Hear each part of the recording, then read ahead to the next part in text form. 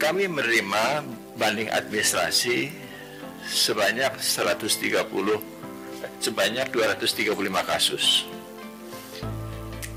Kami memperkuat hukuman disiplin pemberhentian tidak atas permintaan sendiri untuk 130 orang karena kasus tidak masuk kerja, 4 orang karena pemalsuan dokumen, 10 orang karena kasus narkotika, 2 orang karena kasus pungutan liar, 3 orang karena kasus menjadi calo PNS, 8 orang karena kasus perselingkuhan dan asusila, 7 orang karena kasus gratifikasi, 12 orang karena kasus penyalahgunaan wewenang, 10 orang karena kasus asusila lain 17, perkawinan tanpa izin 8 orang, menjadi istri kedua 7 orang, hidup bersama 6 orang, perceraian tanpa izin 4 orang, dan pembatalan surat keputusan Badan Pertimbangan Kepegawaian sebanyak 3 orang. Jadi jumlahnya adalah 235 orang.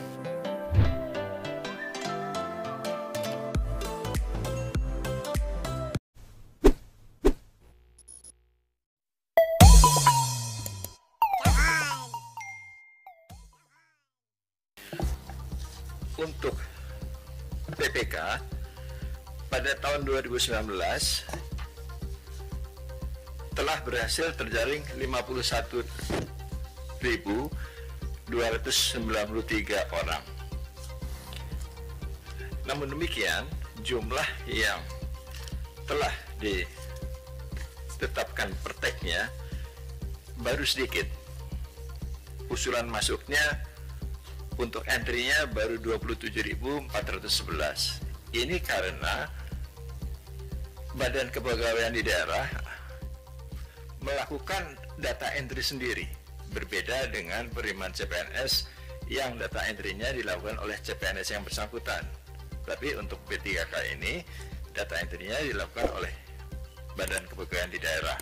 Sehingga dengan demikian beban pekerjaan untuk memasukkan data sebesar 51.000 lebih ini menjadi banyak, dan untuk itu diperlukan percepatan untuk melakukan data entry. Untuk usulan yang masuk dari data entry itu baru sebesar 2.664. Ini jauh sangat kecil dibandingkan dengan jumlah P3K yang harus ditetapkan NIP-nya.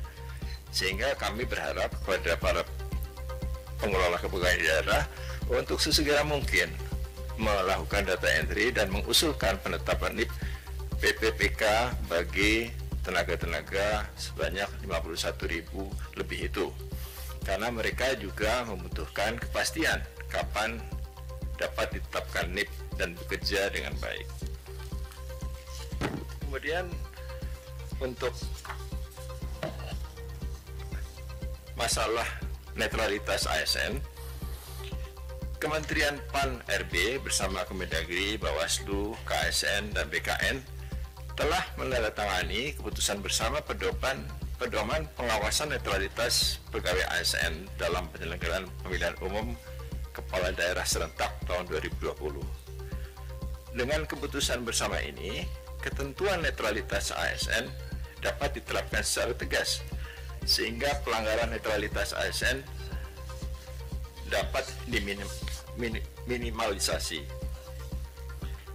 Untuk netralitas ini ada 1.005 aduan yang diterima, dan dari jumlah aduan itu yang betul-betul ASN sejumlah 727 ASN. Sudah ditindaklanjuti 645 dan sudah diberikan hukuman disiplin sesuai tingkat pelanggarannya. Namun demikian, ada sejumlah 78 yang belum ditindaklanjuti. Ini sudah diblokir data kepegawaiannya oleh BKN. Dan 4 aduan itu double, jadi ada 4 yang perlu dikurangi dari jumlah aduan itu.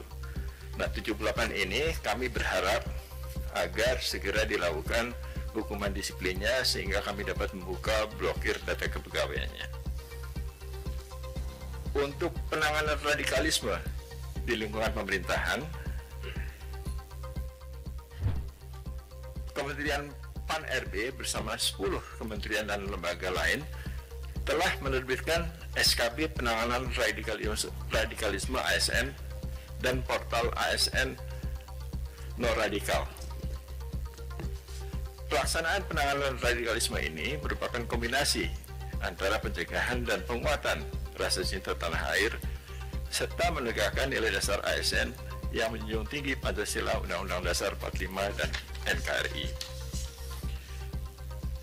Untuk tahap pertama hingga Juli tahun 2020 ada 93 jumlah aduan yang masuk.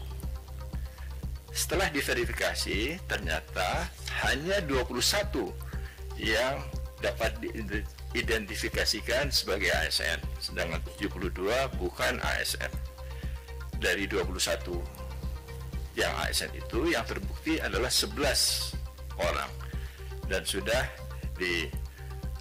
dilanjutkan dengan hukuman disiplin sebanyak 9 orang, yang belum adalah 2 orang. Untuk tahap dari Agustus hingga sekarang, jumlah aduan yang masuk adalah 49 orang. 15 teridentifikasi ASN dan 34 bukan. Kami masih melakukan verifikasi terhadap pelanggaran radikalisme yang dilakukan untuk 15 orang pada tahap kedua ini dan belum ditetapkan hukuman disiplinnya. Tapi kami akan sesegera mungkin menetapkan hukuman disiplinnya apabila mereka memang terbukti bersalah. Kemudian untuk pelanggaran hukuman disiplin lainnya, di Badan Pertimbangan Kepegawaian kami menerima banding administrasi sebanyak 235 kasus.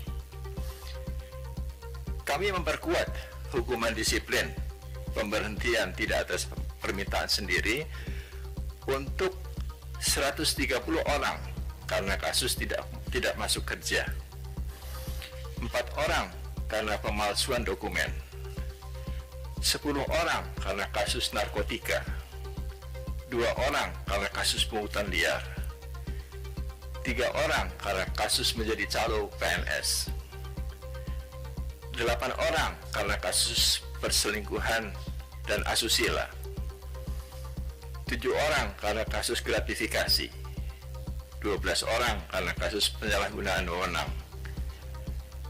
10 orang karena kasus asusila lain 17, perkawinan tanpa izin 8 orang, menjadi istri kedua 7 orang, hidup bersama 6 orang, perceraian tanpa izin 4 orang, dan pembatalan surat keputusan Badan Pertimbangan Kepegawaian sebanyak 3 orang. Jadi jumlahnya adalah 235 orang.